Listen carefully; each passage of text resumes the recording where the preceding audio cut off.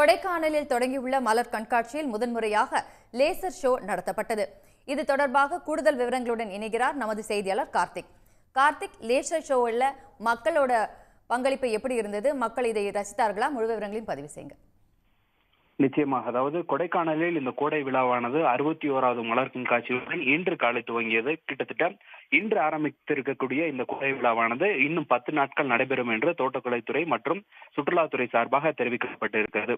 இதில் இன்று இந்த மலர் கண்காட்சியுடன் துவங்கிய இந்த தோட்டக்கலைத்துறை சார்பாக இன்று மலர் கண்காட்சியுடன் துவங்கிய இந்த விழாவானது ஒரு முக்கிய பங்காக முதன் முறையாக கொடைக்கானலில் இந்த லேசர் லைட் ஷோ ஆனது தற்போது நடைபெற்றுக் கொண்டிருக்கிறது. இந்த லேசர் லைட் ஷோவில் கிட்டத்தட்ட 200க்கும் மேற்பட்ட சுற்றுலா பயணிகள் கண்டுகளிக்கும் வண்ணமாக ஒரு அரங்குகளான அமைக்கப்பட்டு வண்ண விளக்குகளானது பொருத்தப்பட்டு இந்த லேசர் ஷோவை தற்போது இங்க இருக்கக்கூடிய சுற்றுலா பயணிகள் கண்டு கழித்து வருகிறார்கள். மேலும் பாடல்களுக்கு ஏற்றவாறு அந்த இசைகளும் அதற்கு ஏற்றவாறு இந்த மின்னொலிகளும் ஒலிப்பது ஒரு வித்தியாசமான அனுபவமாக இருப்பதாக இங்க இருக்கக்கூடிய சுற்றுலா பயணிகள் தெரிவிக்கிறார்கள். மேலும் தற்போது கொடைக்கானலில் கோடை மழையானது கொட்டி வரக்கூடிய நிலையில் இந்த மழையிலும் கூட இந்த லேசர் ஷோவை கண்டுகளிப்பதற்காக இங்கு பல சுற்றுலா பயணிகள் இருப்பது குறிப்பிடத்தக்கது.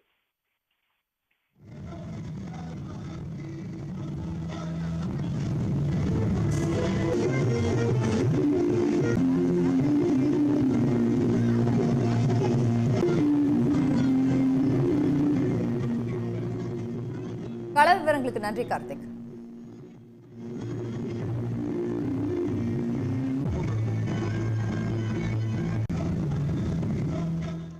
உடனுக்குடன் செய்திகளை தெரிந்து கொள்ள சன் நியூஸ் பெல் ஐகானை கிளிக் பண்ணுங்க.